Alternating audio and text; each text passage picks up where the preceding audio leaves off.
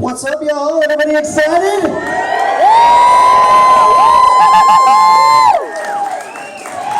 Before we even get started, I just was informed that if anybody's bringing drinks in, it's against the law. So guys, drink them quick and get them done. But thank you very much. Now, Randy and Lahey are coming up here in just a few minutes, guys. Let's hear it for them so they can hear you guys.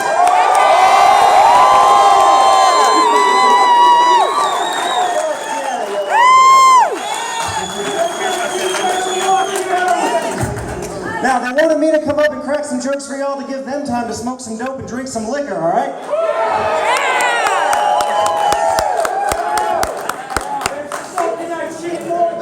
Well, now to get started, I had some Hillary jokes for y'all, but they all got deleted. I guess it's because I didn't put enough security on my computer, even though it asked me to. I'm sure that never happens anywhere else. But I do have big news to tell everybody that I was really excited to share. I just found out that my girlfriend's pregnant, which means I'm going to be a dad. Can I hear for that shit? It's just weird, because we haven't had sex yet.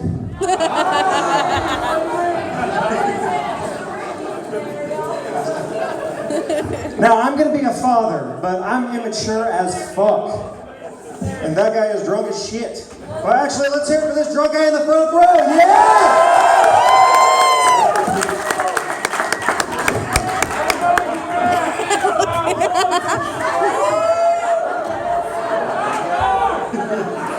Now, I'm immature as shit. I'm going to be a dad. Let me give you an example. I'm going to fuck up this kid really bad, you guys. Every houseplant I've ever owned has died slowly and terribly, including a cactus I once owned, and you don't have to water those fucking things. Well, I'll tell you what, I'm not going to fuck up this baby. I'm going to water that fucker every day.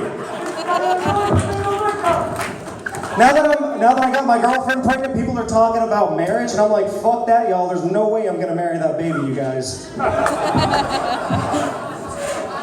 Now, I know what you're thinking. Who the fuck is this guy with the pubes on his face coming up here? Guys, my name is Sam Rucker. I run the Next Door Comedy Night in Johnson City, Tennessee. Good shit.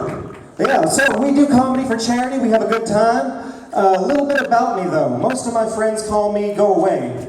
My parents gave me really cool nicknames growing up, though, like Accident and Mistake. I'm just glad I survived the abortion, really. But to understand who I really am, you really have to take a look at my childhood. I remember the first time I saw a naked woman. Yeah, body was soft, supple, smooth. Unfortunately, it was my mom. Yeah, at 4 years old, I walked in the bathroom and she stepped out of the shower. And I screamed, "Oh my God, Mommy, who cut off your pee-pee?" That's right, guys. The first time I saw a vagina, I thought it was an open wound with jerry curls. When I was younger, I went to Boy Scout camp. I got molested so hard they had to give me a badge for it. I was the first kid out of Troop 69 to get the discretion badge. My parents couldn't afford to circumcise me until I was 7. So you can guess what I brought to show and tell that year. Everybody said that I got the short end of the stick in that situation. Now, my parents divorced when I was 9. That sucked, but I was really proud of my mom because she became a really devout Buddhist. Or at least I thought she did. I could hear her go into her room at night and do her chants. Just all night, she would lock her door and And I'm like, wow, man, she's up there like centering her chakra. She's gaining strength. I want to be just like this woman. So I would sit in my room and do my chants, go, I think that's around that time she started taking me to therapy. And therapy was fun, you guys. At least it was for me. I'm what you call a nervous masturbator, which I didn't have a problem with, but my therapist had the restraining order about it. Knowing me, I was like, whatever, bitch. Either way, I still paid for the hour. I dated a therapist once. I don't recommend it. It's awkward. The foreplay is just too weird. Like, ooh, baby, show me in the doll where you want me to touch you. She was blonde. All right, you guys know that blondes don't make good therapists? Because you can't swallow all your problems. What are they supposed to teach you? There's like 4 blonde women in the audience walking out now. Sorry. She got really pissed when we broke up and I asked her to refer me to a friend. So at this point I was single in my life. I worked at a diner for 2 years, graveyard shift. And that was a fucking bitch. I didn't get better at my job, but I got really good at jerking off in the bathroom. So good, in fact, that I worked out a whole technique system. All right, technique 1. I would start like this, sitting on the edge of the toilet. Actually, I'm left-handed. So I would start like this, sitting on the edge of the toilet, and I'd work it like that. Now the thing is, if someone walked in, come on fellas, you don't stop. I mean, you can't stop. You just kind of slow down. And I was always terrified that someone would see me through that little crack in the wall, so I at least pretended like I felt bad, like... So the whole idea behind that was that I would jump up, turn around, and finish in the toilet. But it would never work, because I was coming, so I would jump up and finish all over the bathroom. It's cool, I have a way to beat that. My second technique system, I would face the toilet to beat that problem. I would have porn on my phone and hold it in my hand and kind of work it like this. It's important to remember I had to lock my knees, because nothing says rock bottom like having an orgasm in the floor of a Denny's bathroom at 3 a.m. So I would lock my knees, and I would do it like that. But that didn't work either, because I could hear people coming in, and I would have to rush and serve their table without washing my hands. So I would always, like, sometimes my knees would stay locked, and I would have to walk to the table like this, and everyone thought I had a muscular problem. So that was hard, but my sex life improved a lot recently. Mainly because I found out my dog likes peanut butter a lot more than he cares if people think that he's gay. Now, when I was single, I wasn't a player, but I can make any girl squirt. It's easy. You just give them Indian food. They'll squirt for like 3 days.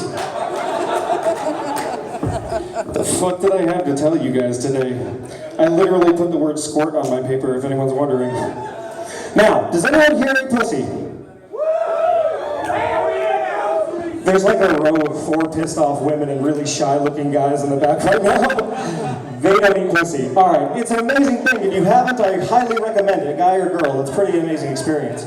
But if I go down on you and it tastes terrible, don't give me any bullshit about how your pH levels are off. I mean, I'm sorry, what are you, a public pool? Miss, you didn't tell me this would be a high traffic area. You know what, I don't need the condom. Let me just go get some chlorine tablets and we can rock this out. Is everybody excited for Randy and Mr. Lahey, y'all? Hell yeah, man, we got him here in Bristol, Tennessee. Let's hear it for fucking Bristol in the South. Guys, I grew up in Tennessee and it's fucking awesome here. Couple examples. All my old high school bullies nowadays weigh less than my girlfriend because meth is a thing out here. All the people out here I've met with only God can judge me tattoos are usually judged by a jury of their peers. And all the welcome centers are perfect because they have a list of all the methadone clinics, and that saves me time. But if you've lived here your whole life like I have, context means a lot in Tennessee. Like the term, you got a lot of nerve, changes a lot when you add the word pills at the end. That's just how we say hello, am I right?